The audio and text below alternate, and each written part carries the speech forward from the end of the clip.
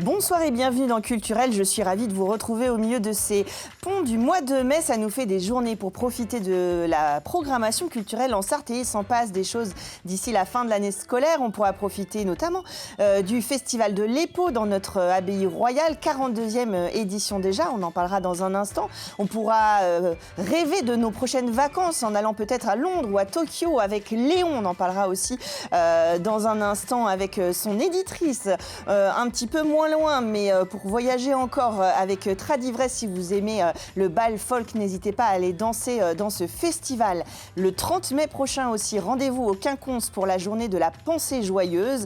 Et puis nous parlerons avec Martin Moulin de sa dernière création avec l'ensemble Offrande qui se produira à la Fonderie au Mans et au Moulin de Paillard. Comme vous le voyez, il y a plein d'actualités. Je vous propose de retrouver tout de suite nos invités en plateau.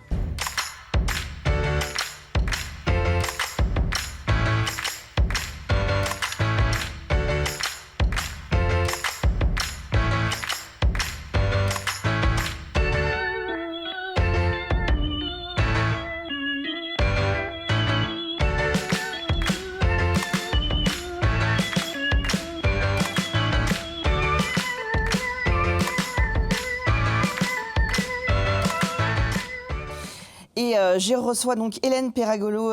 Bonsoir. Bonsoir. Vous êtes gérante et directrice éditoriale de Léon Art and Stories et puis vous êtes venue nous parler des 2 derniers voyages de Léon. Tout à fait. Léon part à Tokyo, puis à Londres. On va en parler dans un instant, mais avant, je me retourne vers Marianne Gossia. Bonsoir. Bonsoir Chloé. Vous êtes la directrice artistique du Festival de l'Épau, 42e édition déjà, du 19 au 27 mai prochain, donc autour du week-end de Pentecôte, avec une petite trêve le lundi 26. Sous quels auspices, quel est l'univers, évidemment, de la musique classique, mais pas que, qui est évoqué pour ce 42e ? C'est un univers d'enthousiasme d'abord, l'idée d'ouvrir à nouveau ce festival. C'est vrai que pour moi, lorsque je prépare cette programmation, souvent c'est un an à l'avance. Et l'idée, c'est de vraiment présenter la musique classique dans toute sa diversité. J'accentue beaucoup ce point-là, puisqu'on parle tout le temps de la musique classique, mais la musique classique, c'est des millénaires finalement, avec des répertoires, des formes qui sont absolument très différents. Et c'est vrai que pendant ces 10 jours, l'idée, c'est d'avoir vraiment un panorama le plus large possible de ce qu'elle peut offrir. Et c'est vrai que ça sera, j'espère, le cas. Ça se présente très bien.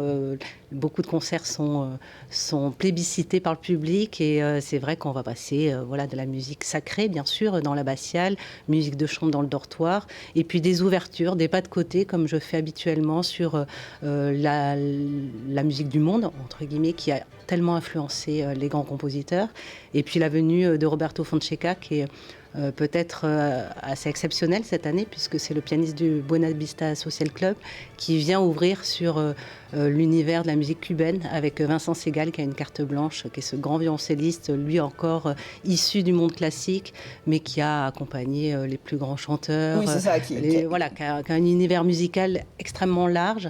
Et c'est un petit peu l'identité finalement de ce festival, c'est d'ouvrir les portes le plus possible, évidemment, vers les continents et vers les cultures qui sont les plus différentes possibles. Alors justement, pour resituer, pour ceux qui n'étaient pas là les dernières années, ça se passe à l'abbaye de l'Épau, c'est pour ça que vous parliez d'abbatiale, donc dans un lieu patrimonial très cher aussi aux Manceaux, aux Sarthois en général, et notamment soutenu par le département de la Sarthe. Et il y a plusieurs lieux, donc il y a l'abbatiale qui, évidemment avec la musique sacrée, le dortoir, et il y a un café, bar-café, il y a des afters, il y a des avant, je sais pas comment on dit, des avant-concerts, des avant-concerts, voilà, c'est ça. Des choses le midi. Évidemment, l'abbaye prend vie d'une autre manière pendant le festival de l'Épau, puisque se mélangent justement ce lieu et ce festival qui sont associés depuis le départ. Oui, alors c'est évidemment, le département a mené un travail patrimonial extraordinaire, mais c'est vrai que la base de cet édifice est assez incroyable, parce que dès qu'on y rentre, il y a tout de suite un esprit qui se dégage. de quiétude, tout simplement. Et puis, l'envie de s'élever, de s'ouvrir. Et puis, il y a autre chose qui est absolument extraordinaire, c'est que chaque espace a une acoustique naturelle. Et c'est très, très émouvant quand on programme un lieu comme celui-ci, puisque voilà, on peut vraiment jouer avec les résonances naturelles. C'est vrai que l'abbatiale porte la voix, évidemment, de manière extraordinaire, mais le travail qu'on a mené pour, on va dire, amadouer l'acoustique qui était très réverbérante, permet aujourd'hui de recevoir des grands orchestres. Donc il y a énormément de grandes formes symphoniques, ce qui est quand même assez rare sur le territoire. Et puis le dortoir, lieu incroyable avec cette voûte en bois qui permet d'avoir une acoustique absolument naturelle pour la musique de chambre. Et puis on a créé un troisième lieu qui est un peu plus alternatif, avec le chapitre, qui est cet édifice construit au milieu du parc, qui permet voilà, précisément d'avoir des après-concerts très conviviaux, ou précisément la rencontre aussi, ça c'est très important dans un festival, de privilégier cette rencontre entre le public bien sûr, mais aussi entre le public et les artistes. Et donc c'est l'idée que quand on rentre dans l'abbaye, on puisse partager vraiment dans toute une journée, avec un premier concert à midi qui permet de découvrir des jeunes artistes en particulier. Et puis cette année, la venue d'André Manoukian qui va lui... alors c'est vrai que lorsque je l'ai choisi pour animer dans le grand et beau sens du terme ces heures musicales, c'était aussi pour vulgariser de manière très belle et avec toute son... Ce qu'il fait sur certaines antennes radio, etc. et à la télévision, ça va être des heures de musique où voilà, on va revenir sur des grands compositeurs de la grande musique de façon, comme vous le disiez, très accessible. Alors c'est vrai qu'André Manoukian est aussi connu de plusieurs générations parce que voilà, il a animé des télécrochets, etc. Et de sa pratique aussi, lui aussi en tant que musicien. Et tout ça permet une autre entrée, une autre ouverture vers le festival et la musique classique.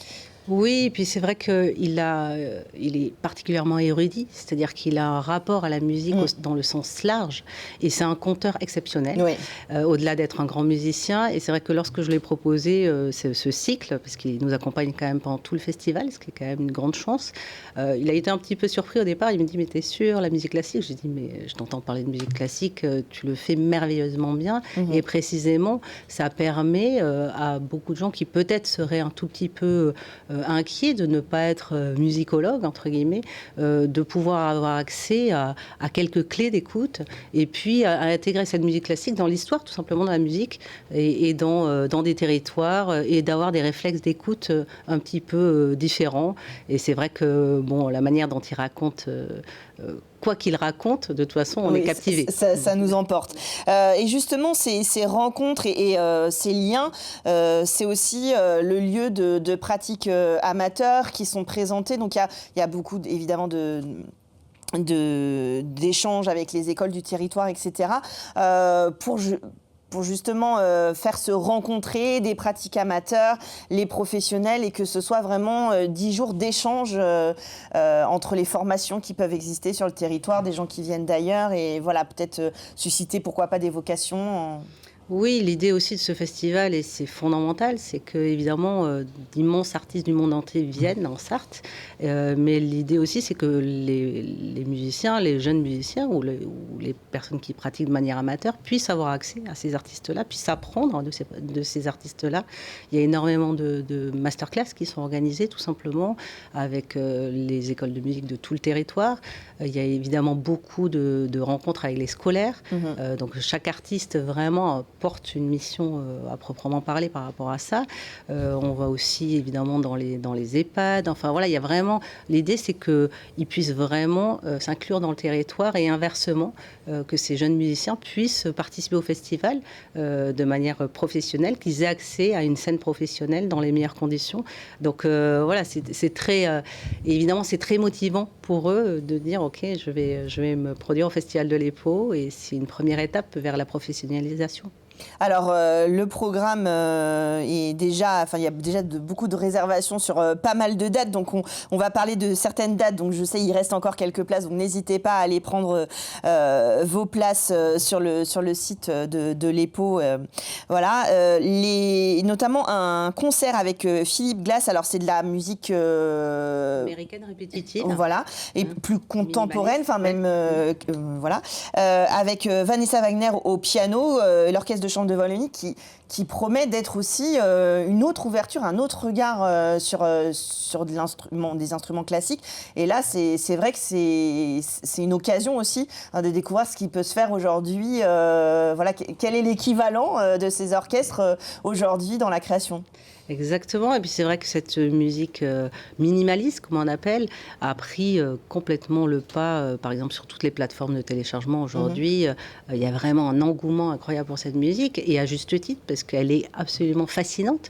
Et c'est vrai que Philippe Glass est peut-être le plus grand compositeur américain de ce répertoire, et il se trouve que Vanessa Wagner est une de ses principales interprètes. Ils se connaissent particulièrement bien, Philippe Glass, et c'est vrai que c'est un honneur d'avoir Vanessa pour ce répertoire-là, parce qu'elle a enregistré absolument toute la musique de Philippe Glass. Et c'est vrai que de le vivre, en fait, au-delà de l'écouter, on rentre quand même dans une forme de transe, quelque part, presque assez inattendue. C'est-à-dire qu'on se dit, mais comment ça se fait qu'avec aussi peu de formules musicales, on arrive à rentrer comme ça dans là encore une élévation assez spirituelle. Et c'est vrai que voilà, c'est très important aussi de le vivre et de voir comment un orchestre comme ça se met en mouvement sur cette musique qui est soi-disant minimaliste, mais en fait qui nous emporte.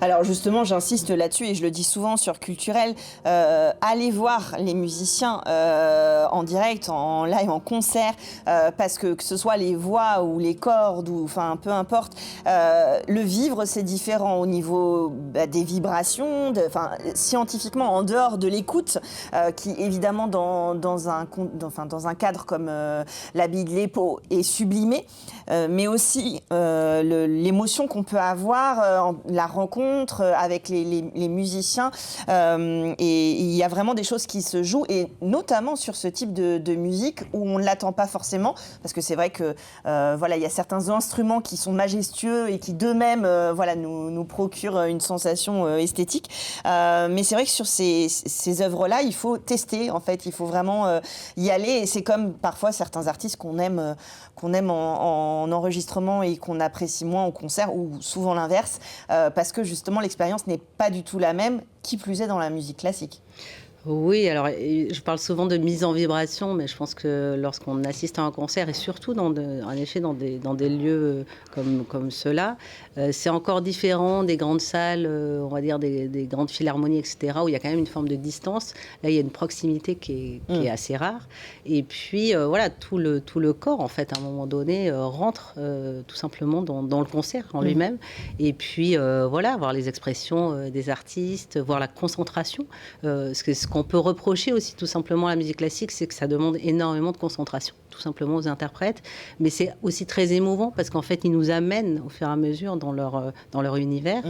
Et puis, c'est vrai que beaucoup des artistes qui nous font la joie de venir aussi sont très pédagogues, dans le bon sens du terme. C'est-à-dire qu'ils aiment beaucoup partager avec le public, ils aiment beaucoup expliquer, à un moment donné, dans le concert, vraiment créer ce dialogue et expliquer. Aujourd'hui, je pense qu'énormément d'artistes ont appris aussi à transmettre, à pas rester comme ça sur la scène de manière un petit peu anonyme. Et donc, ça apporte énormément parce que d'un coup, tout devient accessible. Oui, c'est ça. Et c'est aussi l'évolution, vous le disiez, ça existe depuis des siècles, des millénaires. Voilà, aujourd'hui, on vit différemment le spectacle. On n'est plus dans les mêmes conditions, que ce soit le public ou les artistes. Donc, on a besoin de ce lien. Et puis, surtout aujourd'hui, j'ai envie de dire, je ne veux pas enfoncer des portes ouvertes, mais on a encore plus besoin de ce lien convivial et chaleureux pour partager des émotions. Du 19 au 27 mai, On prend ses places et puis il y a des événements qui viennent ponctuer la journée. Si vous travaillez, que vous voulez venir le midi, profiter d'un after, etc. Il y a plein de choses qui sont faites autour de la programmation. Plein de dates, des choses très accessibles. Donc tout le monde, toute la famille peut aller au Festival de l'EPO, picorer sur la programmation ou profiter de tous les invités. Merci d'être venu nous parler de cette belle édition du 42e Festival de l'EPO dans le cloître, non, dans l'abbaye de la Reine Bérengère. C'est vrai qu'on espère qu'il fera beau aussi parce que tout... Voilà, ça participe, on va dire, à l'environnement. Alors, sans transition, quoique on était en train de parler d'art, donc de toute façon sur ce plateau on échange autour de ce sujet. Hélène Perragallo, alors Léon Art and Stories, votre maison d'édition, je me permets d'en prendre une, les voyages notamment de ce petit personnage, Léon, le caméléon. C'est ça. Alors il est toujours vert en fait, le caméléon c'est plutôt les univers dans lesquels il se... Oui, alors il a la peau verte, effectivement, mais comme tout caméléon qui se respecte, il peut changer de couleur selon les interactions. Parfois, il lui arrive de se teindre en bleu ou en orange, selon les situations. Donc, il n'est pas toujours vert. Alors, l'idée, c'est de plonger dans l'art. Et alors, il y a deux grandes idées. On voyage dans des thématiques à travers les œuvres d'art. Et ça, c'est super parce qu'on parlait d'accessibilité tout à l'heure. Ça permet aux enfants de découvrir des œuvres d'art par le biais de la scène qu'ils proposent en fait à l'histoire. Et donc ça, c'est vrai que ça permet d'illustrer de manière très concrète et puis de se raccrocher, de rentrer dans les tableaux. Et puis Léon est traduit toujours, en français ou en anglais, je ne sais pas. Oui. Je ne vous ai jamais posé la question d'ailleurs si c'était écrit d'abord en français ou en anglais. C'est d'abord écrit en français et ensuite on a la traductrice de la maison d'édition qui est aussi l'auteur de certains de nos livres, traduit ensuite en anglais. Elle est elle-même française, mais elle a vécu pas mal d'années au Royaume-Uni, où elle a d'ailleurs travaillé là-bas. Et elle traduit nos livres, elle écrit aussi en français, et elle traduit pour d'autres maisons d'édition. Et elle s'appelle Régine Bobet. Et j'aime bien la présenter, d'autant plus que c'est l'autrice de ce livre-là. De Londres. Ici, voilà, sur Londres, elle est à la fois l'auteur, parce que bon, c'est quelque chose qu'elle connaît bien, elle y a vécu, et en même temps, c'est la traductrice. Mais c'est la traductrice de toute la collection Mini Léon, où nous en sommes à 47 titres quand même. Alors, ça veut dire qu'on vous rassemblez des œuvres d'art autour d'une thématique, et donc pas du tout il y a différents styles dans l'ouvrage. Vous prenez des tableaux, alors ça va du classique au street art, peu importe, on va dire, le style ou le courant artistique, avec comme évidemment fil rouge la ville dans laquelle Léon est parti se balader. Voilà, alors dans cette collection Mini Léon, en fait, on choisit un thème.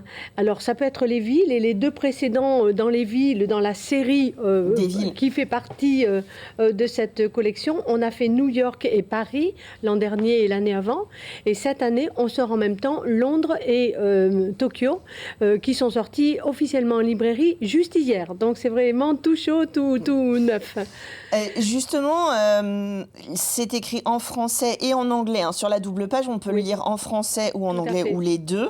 À partir de quel âge, alors je passe les parents bilingues parce que c'est une autre histoire, mais à partir de quel âge comme ça vous conseillez de commencer à parler les deux langues dans le processus, on va dire, de raconter une histoire à l'enfant, d'échanger? Je pense que avoir accès à au moins une langue étrangère, et il se trouve que la langue qui domine le monde actuellement, c'est l'anglais, c'est quand même mieux de la connaître, je pense qu'on peut s'y mettre dès l'enfance. Donc quand c'est possible, il est bon d'être bilingue dès l'enfance parce que ça ouvre des portes pour l'avenir, ça permet aux enfants d'acquérir à la fois du vocabulaire et une manière de penser ou de prononcer qui est différente de la langue française. Et ça permet aussi de s'ouvrir en dehors de la langue à différents courants artistiques. Alors j'imagine qu'il y a la question aussi des droits de reproduction et autres dans votre choix, mais ça permet un petit peu de montrer aussi aux enfants comment sont représentées des villes, des pays, d'autres sujets sur lesquels vous travaillez, et de développer l'imaginaire en prenant exemple en fait sur les grands maîtres. Oui, tout à fait. Le fait de représenter des œuvres d'art, pourquoi on ne les met pas par ordre, chronologique, mais de manière très vivante, on mélange peinture à l'huile, street art, peinture préhistorique. On a un livre, par exemple, sur le thème des chevaux. On a une œuvre de Lascaux. Oui, voilà. Tout à fait. Et on aime bien mettre aussi des artistes vivants, parce que ça leur permet de vivre également, puisque, comme vous le dites, nous avons des copyrights à payer. Donc, nous versons soit au musée qui conserve les œuvres, puisqu'il y a eu un photographe qui a fait les photos, et un musée qui conserve l'œuvre. Ça demande du personnel, ça demande de l'argent aussi. Et les artistes qui sont encore vivants ou morts depuis moins de 70 ans, alors là, ce sont leurs héritiers. Mais donc, c'est de l'argent qui vient en récompense du travail qu'ils ont accompli. Comme toutes les on va dire, les produits dérivés de leur travail, puisqu'évidemment, ça implique leur travail. Et puis, alors, il y a quand même ce petit Léon, donc, qui est illustré par votre maison d'édition, et qui va venir un petit peu raconter l'histoire, et puis légender aussi pour rentrer dans les œuvres. Comment ça se passe au niveau de l'écriture? Les œuvres sont sélectionnées avant l'écriture de l'histoire? Parce que ça suit quand même beaucoup les formes qu'on peut retrouver dans les tableaux. Le petit personnage de Léon, qui est dessiné par Guillaume Tranois, qui sera d'ailleurs là au salon Faites Lire à la fin de l'année au Mans. Ce petit personnage, il est le même c'est toujours le même illustrateur dans l'ensemble de la série. Donc il travaille quasiment toute l'année, on travaille ensemble. Le choix des œuvres se fait en fonction de leur qualité. C'est-à-dire qu'en fonction du thème, bien sûr, en premier lieu. Mais une fois qu'on a sélectionné, mettons, une trentaine d'œuvres, alors qu'il n'y en a que 13 dans le livre, plus la couverture, quand on a sélectionné une trentaine, voire 35 ou 40 œuvres, eh bien, on envoie ceci, l'auteur et moi-même, en tant qu'éditrice, nous envoyons ceci au concepteur designer graphique, qui est la caution scientifique de la maison d'édition, puisqu'il est à la fois le concepteur designer graphique, mais aussi il a un titre après avoir fait des études d'histoire de l'art, et c'est lui qui vérifie la qualité des œuvres.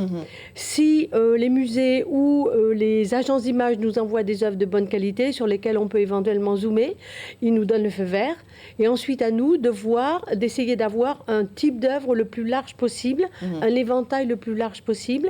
Et concernant les villes, on va essayer d'avoir les monuments les plus connus de la ville. Pour pouvoir relier comme ça les œuvres au voyage. Exactement, au voyage du petit personnage de Léon. Et à chaque fois, il va faire une interaction. Donc chaque double page est indépendante. C'est pas un récit qui se suit. Chaque double page est indépendante, et le petit personnage interagit avec l'œuvre de manière amusante, décalée, poétique. Oui, même dans ses positions, il peut montrer, il peut faire un petit trait d'humour par rapport à l'œuvre qui va être en ligne. Et celui qu'on voit qu'on avait vu juste avant sur Londres, par exemple, eh bien là, la réflexion du petit Léon, c'est de dire oh, tu as vu ce beau palais de Buckingham, parce qu'il parle à son petit nounours qu'il porte dans son sac à dos. Je me demande combien il y a de gardes à cheval ou en bonnet rouge, etc. Donc, le petit Léon, c'est le compagnon qui va donner envie à l'enfant d'aller regarder l'œuvre pour voir un petit détail par-ci, par-là.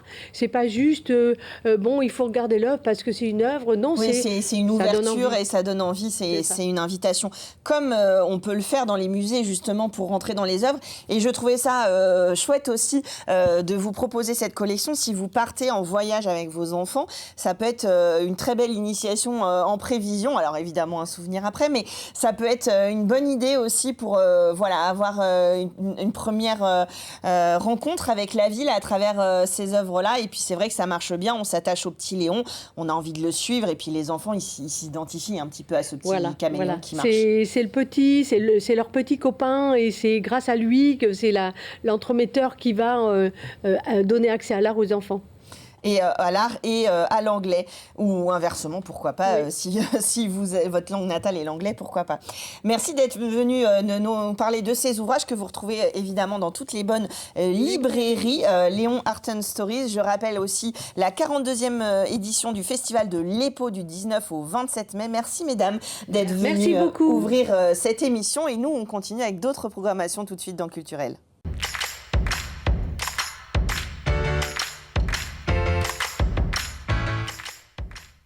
Les 22, 23 et 24 mai prochains, c'est Tradivresse à Ivry-l'Évêque, comme son nom l'indique. Bill Vétillard, bonsoir. Bonsoir. Vous êtes le président de l'association Adamada. Jean-François Lelarge, bonsoir. Bonsoir. Vous en êtes le trésorier. Alors, tous les deux, vous représentez donc cette association. Est-ce que vous pouvez me la présenter ? Oui, bien sûr. Donc, on est une association qui porte finalement les bals folk dans le cadre de notre festival. Alors, nos origines viennent de Damada, qui avait démarré au début des années 2000 à Coulon-sur-Gé, qui à un certain moment donné s'est expatrié sur Ivry-l'Évêque. Voilà. Et donc, à chaque fois, à la Pentecôte, donc le bal folk est au devant de la scène sur notre beau département. Alors, entre-temps, ça s'est aussi appelé bal à Ivry. Alors voilà. Donc pour que tout le monde puisse raccrocher les wagons. Le principe, c'est un week-end de bal folk. Alors ça veut dire qu'on vient écouter de la musique, mais on peut venir aussi danser. C'est un week-end de partage.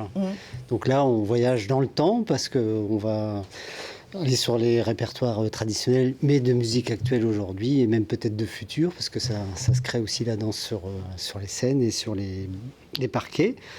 Et au niveau géographique aussi, parce que quand on regarde l'affiche, on se balade dans beaucoup de territoires français, et aussi des groupes qui vont pêcher sur le répertoire européen.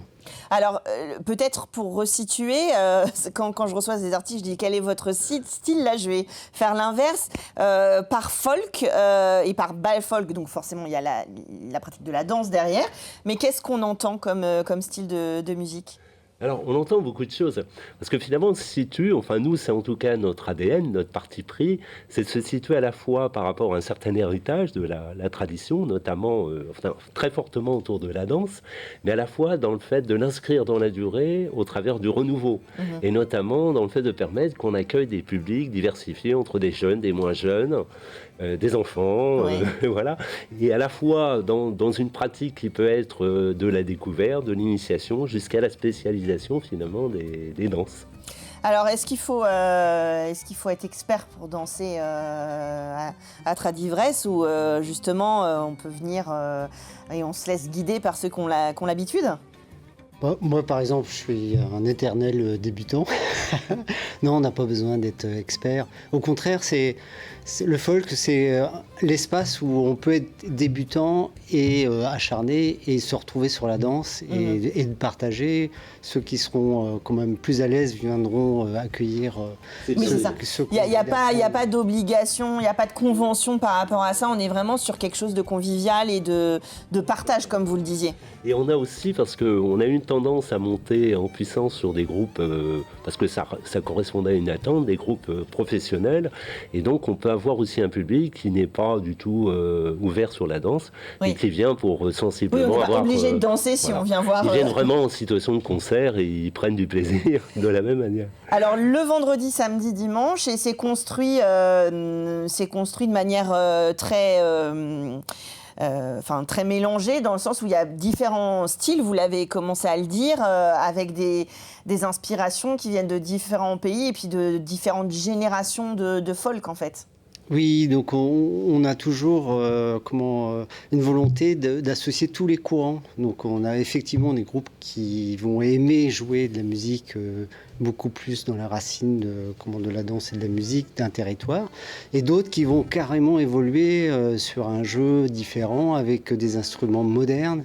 Et donc c'est un peu tout ce jeu-là que les programmateurs Bill et Caroline ont eu à faire cette année pour... Et comment vous choisissez comme ça? Parce qu'il y a des groupes plus ou moins connus en dehors des inspirations, et l'idée c'est justement de faire ce mélange-là pour que la mayonnaise prenne entre les différents courants musicaux, mais aussi peut-être pas des niveaux, mais de réputation, parce que c'est sympa de créer la rencontre aussi sur le plateau, et puis que c'est un festival, donc j'imagine que les artistes sont contents de se rencontrer ou de se retrouver aussi. Alors là, on prend également un certain nombre de précautions. On ne souhaiterait pas, par exemple, n'avoir que des têtes d'affiche. Ça veut dire des groupes qui tournent en national, en international. Donc ça veut dire qu'on fait la part belle aussi, finalement, à la découverte, à la création, à des nouveaux talents, pour permettre qu'on essaie de trouver sur chaque soirée une sorte d'équilibre entre tout ça, qui fasse que finalement, et on capte les plus jeunes, les plus anciens qui s'y retrouvent, parce qu'on ne trahit pas non plus la tradition. Et donc, une espèce de mayonnaise qui est là, et qui est assez impressionnante d'ailleurs, parce que tout ce petit monde-là cohabite pendant 3 jours facilement, quoi.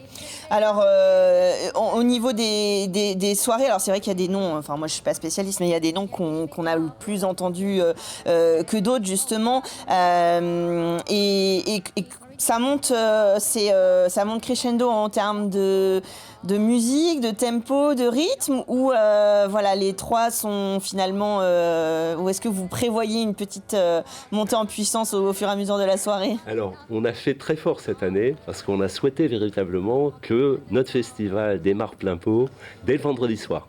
Donc, si bien que on a, alors après, on a donné un peu des fils en fonction des soirées. Donc on va aller à la fois voyager sur l'Occitanie, sur la Bretagne, sur le centre, sur le Poitou, sur les musiques de l'Est. On va croiser du chant, on va croiser beaucoup d'instruments également. Donc finalement, ça s'équilibre un peu sur l'ensemble des 3 soirées. Et on ne peut pas véritablement pointer une soirée qui soit plus forte. Alors il y a plein de choses. Après, il y a des noms qui sont plus évocateurs, parce qu'on s'imagine le Grand Barouf, on voit déjà la fête, on voit déjà le bal folk, et si vous allez voir sur les réseaux à quoi ça ressemble, évidemment ça ne fera que confirmer l'idée. Et puis il y a des choses en tout cas qu'on écoute, qu'on préécoute à la maison, et qu'on regarde les vidéos comme La fille au chapeau ou autres, qui sont peut-être un peu plus pas calmes, mais plus soignées dans l'image et dans l'histoire qu'ils racontent. Ce qui ne veut pas dire sur scène, voilà, il faut aller les voir sur scène. Clairement, il faut vivre. On le disait sur le plateau précédent, on le dira encore sur le 3e plateau. Et dans Culturel, je passe mon temps à dire aux gens, allez voir, voilà, allez pratiquer. Surtout là, en plus, on peut danser. Et comme vous le disiez, c'est important de le dire, que vous n'êtes pas obligé de danser. Vous pouvez venir à Tradivresse, profiter du festival.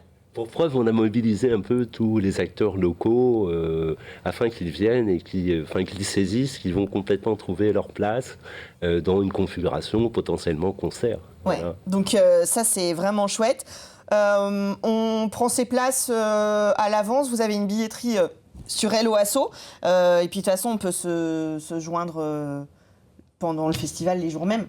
Voilà, au dernier moment, on peut toujours venir aussi sur place, prendre un billet, il n'y a aucun problème.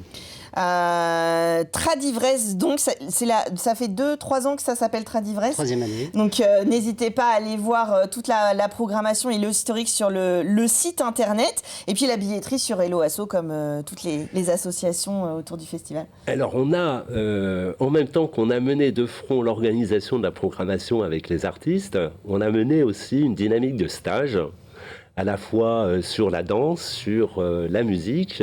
Donc on va avoir des stages de danse bretonne, on va avoir des stages d'Occitanie sur la danse, des stages de chant, des stages également de musique d'ensemble, stages de violon, voilà. Donc les journées sont construites dans le fait de créer aussi une dynamique qui permet là aussi d'entretenir cette idée de la découverte, de la pratique, de la spécialisation. De venir passer un temps avec vous, d'échanger et de s'initier à certaines pratiques pour mieux profiter après, pourquoi pas, des concerts.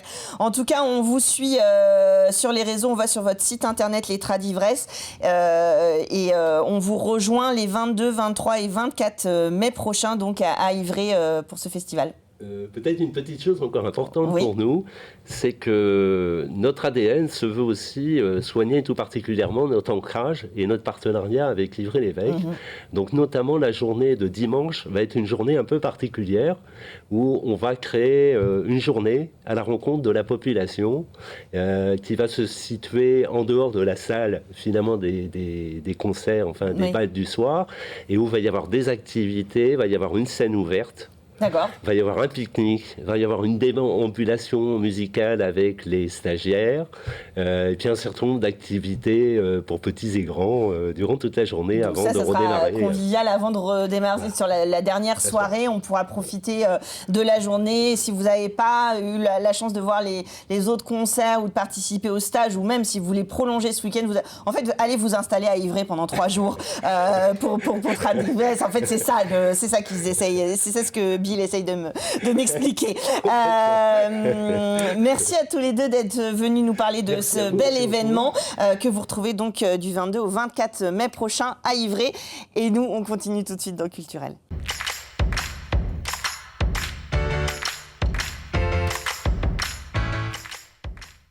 On va parler de la nouvelle création de l'ensemble Offrande dans un instant. Mais avant, je me tourne vers Julie Lecomte. Bonsoir. Bonsoir. Directrice adjointe des Quinconces l'Espal. Vous venez alors, notamment pour nous parler de cette journée du 30 mai, la Pensée Joyeuse. Une journée chaque année qui est thématisée et partagée avec de nombreux acteurs du territoire et qui fait partie de Vivant, Vivante, une programmation plus large des Quinconces l'Espal. Voilà, alors on a débuté le temps fort Vivant, Vivante avec l'exposition de Sylvain Wavran que vous aviez reçu ici, Relica, qui était venu vous parler de son travail.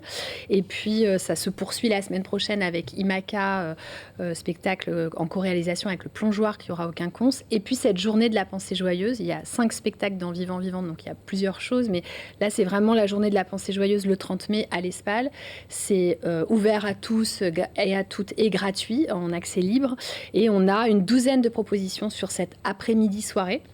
On a co-construit la journée avec des associations locales, avec l'Office du tourisme de la métropole, avec des associations comme le groupe Philosophie Sarthe et bien d'autres. J'en oublie, mais elles se trouvent toutes dans nos documents de communication. Et sur ces 12 propositions qui sont ouvertes aux familles, avec des propositions pour tous les âges, on a des choses un peu insolites. On a une visite de 2 cimetières du Mans, donc le cimetière de l'Ouest et le cimetière Sainte-Croix. Alors, je vous arrête un peu, juste. La Pensée Joyeuse, parce que vous pouvez avoir un petit doute quand vous regardez la programmation, mais regardez le replay de l'émission avec Sylvain Wavran sur l'artiste plasticien qui expose à l'Espal. On va parler de la mort, du deuil, de rites funéraires, etc., ce qui n'empêche d'être dans une journée qui s'intitule bien La Pensée Joyeuse. Tout à fait. Alors, le temps fort Vivant, Vivant, il est autour de la question des écologies, en fait, dans tout le sens du terme, à la fois sur la biodiversité, sur le climat, etc., mais aussi sur la question des cycles de vie. Donc, vie, mort, et comment on entretient un rapport avec la mort, avec nos morts et nos mortes, un rapport à ceux qui sont absents aujourd'hui. Donc, effectivement, on est parti de l'exposition de Sylvain Wavran en Relica sur la question des rites mortuaires égyptiens et de qu'est-ce qu'on fait des objets de ceux qui sont partis. Il y a une notion de transmission, d'héritage aussi autour du mot déjà rien Relica qui fait aussi référence à la relique, même si on est sur le côté égyptien. Mais voilà, dans toutes nos histoires culturelles, il y a ce lien évidemment sur... Et ces objets qu'on garde, des gens qui sont partis, de nos absents, qu'est-ce qu'on en fait, comment on les charge, comment ils nous aident aussi à les maintenir vivants, à ce qu'il y ait une mémoire vive en fait qui continue de se perpétrer malgré le fait que les gens sont plus là. Et donc cette pensée joyeuse, on s'est dit on va se questionner autour de notre relation à la mort et aux morts. Et donc voilà, l'idée de la visite des cimetières, c'est parce qu'en fait c'est des cimetières hyper riches au Mans, c'est des lieux qu'on fréquente fréquentent parfois pas du tout, et d'inviter à découvrir avec une conférencière de l'Office du tourisme et un comédien, de se faire 2 balades en vélo entre les 2 cimetières, puis après d'aller à l'Espal, et de découvrir ces lieux qui sont des lieux un peu mystérieux, silencieux, mais qui sont hyper intéressants. Alors c'est vrai qu'à Paris, on a l'habitude d'aller visiter les grands cimetières, d'aller se recueillir sur des tombes un peu célèbres ou un petit peu originales, mais c'est une façon de découvrir une ville aussi et d'en apprendre un peu plus sur son histoire par rapport à ça. Et puis il y a des rencontres de tout type, comme vous le disiez, avec notamment ce temps sur les enfants pour se questionner justement sur cette notion de l'après, de l'héritage, de la trace. Voilà, donc là on a fait appel à des philosophes qui travaillent vraiment la question du rapport à la philosophie, aux concepts, aux idées avec les enfants, donc le groupe Philosophie Sarthe, qui viendra pour cet après-midi-là pour des lectures, donc des lectures autour de contes et d'écrits à partager avec les enfants, et puis ensuite un atelier philo exclusivement pour les enfants. Donc en fait on propose aux enfants d'être avec le groupe philo, puis nous on propose une rencontre pour les adultes dans le même temps, donc 1h30 où on sépare parents et enfants, autour des questions du souvenir, de la mort, de où sont les gens quand ils sont partis, de pourquoi on les enterre, qu'est-ce que c'est qu'être présent à un enterrement, à des funérailles, etc. Donc vraiment pour les enfants entre 6 et 12 ans. Et à côté de ça, il y a une rencontre pour les adultes où on va questionner les mêmes thèmes. Et là, on a 3 invités. Donc Sylvain Wavran qui est l'artiste de l'exposition, Julien Andujar qui présente un spectacle Tatiana, qui est un spectacle hommage à sa sœur disparue, et Grégory Neuwirth qui est cofondateur et co-directeur de la coopérative funéraire de Rennes. Et c'est une coopérative qui travaille avec les familles et avec un faisceau de partenaires sur comment on se réapproprie les funérailles, nos funérailles, et comment on y met de la créativité et de la joie. Donc cette rencontre-là, elle va être pour faire dialoguer des artistes qui créent sur scène des rituels et qui sont en lien avec nos absents, mais aussi dans la vraie vie, comment ça se passe vraiment quand on veut se questionner sur comment on dit au revoir aux gens qui viennent de partir. De toute façon, dans l'art et dans nos cultures, c'est toujours très présent ce passage d'un monde à l'autre, pourquoi pas, ou en tout cas cette transmission pour ceux qui restent. Là, on le voyait dans le travail de Sylvain, mais dans l'histoire de l'art en général, de toute façon, c'est un sujet qui fait partie de la vie et qui donc n'a pas forcément obligation d'être difficile, triste en tout cas, parce qu'il peut être difficile à vivre, mais voilà, il y a des cultures où ça se vit de façon beaucoup plus joyeuse, et donc il y a des échanges à avoir autour de ça, évidemment. Et au-delà de ces rendez-vous dont on parle là, qui sont vraiment originaux et sur lesquels vous pouvez vous inscrire, parce que c'est sur réservation, évidemment, les places sont limitées, mais il y a plein de choses qui vont avoir lieu dans cette journée, vous le disiez, avec plein d'associations qui vous rejoignent au Quinconce pour faire vivre il y a un atelier, par exemple, de découverte du vitrail, pour aussi se dire comment on grave dans le verre une histoire qui va durer et qui va traverser en fait les âges. Il y a un travail avec l'équipe du périscolaire des écoles voisines autour de créatures et d'imaginaire fantastique. Enfin, il y a aussi une proposition d'aller rencontrer des associations qui travaillent sur comment on lève le tabou autour du deuil et comment on se rencontre et on partage des expériences, avec l'association L'Arc-en-Ciel qui a initié des apéros de la mort depuis récemment au 72. Enfin voilà, et puis on a un studio photo avec Pascal Landillon et Fred Tétard sur un travail de métamorphose et de portrait. Donc voilà, il y a une riche journée pour ne pas en faire quelque chose de triste et de tabou, mais au contraire s'emparer du sujet pour le partager et mettre des mots et de la gaieté sur cette thématique-là. En tout cas, voilà, on peut toujours être curieux et aller à la rencontre de ces différents ateliers et intervenants qui échangeront en dehors même des rendez-vous sur réservation. C'est le 30 mai et c'est au Mans, au Quinconce à Espal, vous l'avez compris, il y aura des visites, etc. Donc on découvre l'ensemble de la programmation, comme d'habitude, sur votre site internet des Quinconces l'Espal. Il me reste peu de temps, alors j'enchaîne directement avec Martin Moulin. Bonsoir. Vous êtes donc compositeur et directeur artistique de l'ensemble Offrande. Et vous êtes venu ce soir avec Edwige Bage. Bonsoir. Bonsoir. Vous êtes comédienne et donc vous participez à ce nouveau projet de Martin Moulin, cette nouvelle création qui va être jouée les 5 et 6 juin au Mans à la Fonderie, donc en soirée à 20h. Et puis le 7 juin, on pourra en profiter au Moulin de Paillard à 17h. Est-ce que vous pouvez nous parler de la jeunesse de ce projet? Alors avec plaisir. Alors c'est drôle parce qu'à chaque fois qu'on vient, c'est super de voir les autres invités et de voir qu'en fait il y a plein de choses qui se rencontrent. Il y a toujours des connexions, oui. Et notamment en l'occurrence parce que c'est aussi de la pensée joyeuse, mais c'est aussi un travail qui a été fait à partir de la mort de quelqu'un qui s'appelait Renaline, qui est mort en 1929, renversé par un camion poubelle dans la ville de Léon. Et à partir de cet événement, ça se passe pendant la Semaine Sainte, entre le jeudi et le vendredi saint, quelques-uns de ses amis ont imaginé une procession parodique pendant la Semaine Sainte en Espagne. Vous savez que la religion est encore très présente là-bas, plus que chez nous peut-être.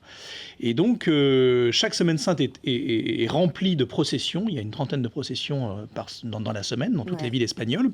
Et à Léon, donc dans le nord de l'Espagne, ils ont imaginé une procession parodique, c'est-à-dire une procession qui fête quelqu'un qui n'a pas du tout eu une vie de saint, bien au contraire, qui était très alcoolique, enfin, on va ajouter tous les vices que vous pouvez imaginer, mais de manière parodique, donc en riant à partir de ça, en riant à partir de sa mort qui pourtant les a peinés, ses amis, ils ont imaginé cette procession qui dure maintenant depuis presque un siècle. Et c'est à partir d'un livre qui s'appelle L'enterrement de Renaline, de Julio Llamazares, un auteur espagnol, que moi-même j'ai imaginé. Alors au départ, j'avais appelé ça opéra de chambre, mais on va dire une petite forme que ensuite j'ai appelée mystère, tout simplement parce que le mystère, c'était le nom qu'on donnait à ce genre d'histoire qu'on racontait sur les parvis des cathédrales au Moyen-Âge. Tu parlais tout à l'heure aussi du vitrail.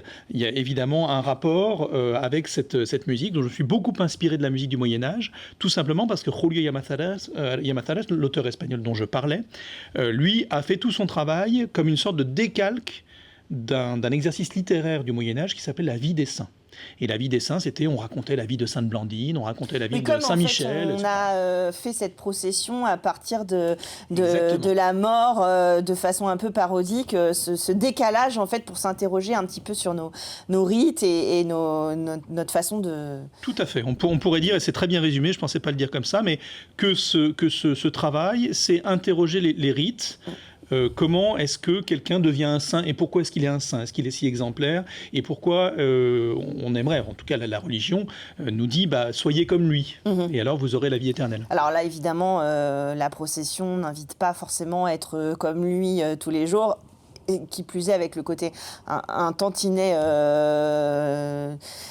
humoristique de se faire renverser par un camion poubelle, évidemment, avec Absolument. Une fin... Alors, le camion poubelle, vous savez, dans les vies de saints, qui sont souvent des textes très courts, tous les détails comptent. C'est-à-dire que le fait alors en plus, il était en train d'uriner contre les murailles de Léon, il était ivre, il urinait contre les murailles de Léon, et un camion poubelle le renverse. Et donc, pourquoi est-ce que tous ces détails comptent? Parce que c'est la mort inverse d'une mort glorieuse. Oui, c'est ça. Normalement, les morts des saints, c'est avec les gladiateurs c'est au contre combat, les lions. C'est toujours très fort, avec des sacrifices, exactement. Et là, c'est l'inverse, et c'est pour ça que tous ces détails comptent, parce que il est en train d'uriner, ça c'est pas très glorieux, enfin c'est banal, c'est trivial, et c'est un camion poubelle. C'est pas non plus, je sais pas, la voiture du maire. Et donc, c'est à partir on peut dire que c'est un procédé de carnaval. Tout est inversé. On va raconter une vie de quelqu'un qui est anti-glorieux et on va raconter tous les épisodes de sa vie anti-glorieux. Alors évidemment, il y a une notion que vous avez soulignée qui est très importante, c'est l'humour. Alors comment ça se traduit? Parce que je vois le temps qui passe, on est parti dans cette procession, mais comment ça se traduit en musique, j'imagine, évidemment, mais aussi par la comédie. Qu'est-ce qui se passe sur scène en fait? Alors sur scène, il va y avoir donc tous ces formidables musiciens qui seront là. Et donc, moi, la comédienne, je vais vraiment... donc, je suis à la fois la narratrice, Voilà, entre les différents épisodes de ce mystère, je vais narrer, mais je vais aussi être un peu à la fois le guide, parce que voilà, c'est un mystère, c'est assez... donc mystère au sens du Moyen-Âge, hein, mais... Vraiment, c'est assez... ça peut être loufoque par moment. Et donc, ce personnage a vraiment cette distance, en fait. Elle analyse, elle se pose des questions, elle dit « observons ensemble », voilà. Et elle guide comme ça, petit à petit, le public, jusqu'à ce que, sans donner tous les détails, mais jusqu'à ce que, un peu sur l'idée du carnaval, le personnage aussi s'inverse un peu et arrive à un autre stade dans sa vision des choses. Mais donc voilà, c'est vraiment ce rôle et qui fait aussi le passage entre la scène, le public, un peu comme dans les mystères ou dans le théâtre du Moyen-Âge aussi, où il n'y avait pas cette distinction-là aussi grande. Donc voilà, qui va pouvoir faire le passage entre les deux, qui va un peu faire aussi, un peu utiliser les chanteurs, un peu comme des marionnettes par moment, les manipuler. Donc voilà. Et tout ça en plus à la Fonderie au Mans ou au Moulin de Paillard, donc des lieux qui se prêtent vraiment aussi à cet exercice. Et musicalement, comment vous avez traduit cette histoire ? J'ai donc essayé de travailler, ça fait une dizaine d'années que je travaille sur des musiques du Moyen-Âge, et j'ai essayé de voir ce que moi je pouvais en garder. Donc j'ai pris des principes, alors il y a plein de mots très savants, de motets, de hockey, enfin toutes ces choses-là qu'on a travaillé pendant des siècles, et j'ai essayé de m'en inspirer pour voir ce qu'il en resterait dans cette musique-là. Exactement comme l'auteur madrilène a fait avec sa vie de Reynaldo, j'ai essayé en 3 actes de raconter cette vie, alors vie sur terre, la transformation mystique, et puis la vie éternelle, ou la vie parmi les saints, et en prenant à chaque fois ce qui m'intéressait au plus dans la musique médiévale, qui est une musique sublime. Et du coup, sur scène, ça se traduit par quel type d'instrument ? Alors ça, c'est une très bonne question. J'ai travaillé sur des alliages. Chaque chanteur, il y a 2 chanteurs lyriques, une mezzo qu'on appelle une mezzo colorato, c'est-à-dire qu'elle a une virtuosité, elle va très vite dans son chant, une basse. Et chacun de ces chanteurs est comme affublé à 2 anges gardiens. Donc la chanteuse a avec elle un joueur de cornet à bouquin et un joueur de saxophone. Alors, le cornet à bouquin, c'est pas un instrument médiéval, mais c'est un instrument ancien qui va donner une sorte de patine, un archaïsme. C'est-à-dire, dès qu'on entend cet instrument, on a l'impression de voyager dans le temps.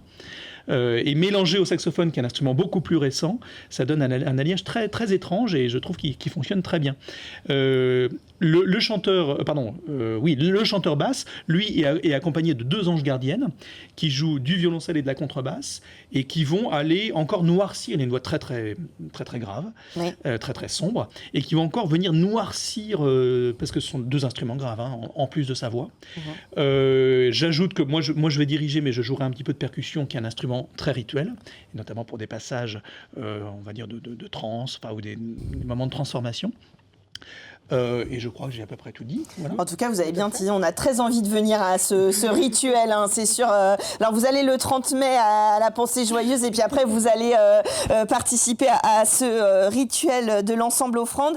Les 5 et 6 juin à la Fonderie au Mans en soirée à 20h, le 7 au Moulin de Paillard à 17h, et puis voilà, peut-être que cette œuvre se reproduira en Sarthe à la suite de cet enterrement qu'on viendra découvrir en musique et en parole. Merci d'être venus tous les deux nous donner un petit aperçu de ce spectacle. Merci d'être venus dans Culturel, et nous on se retrouve jeudi prochain, même heure.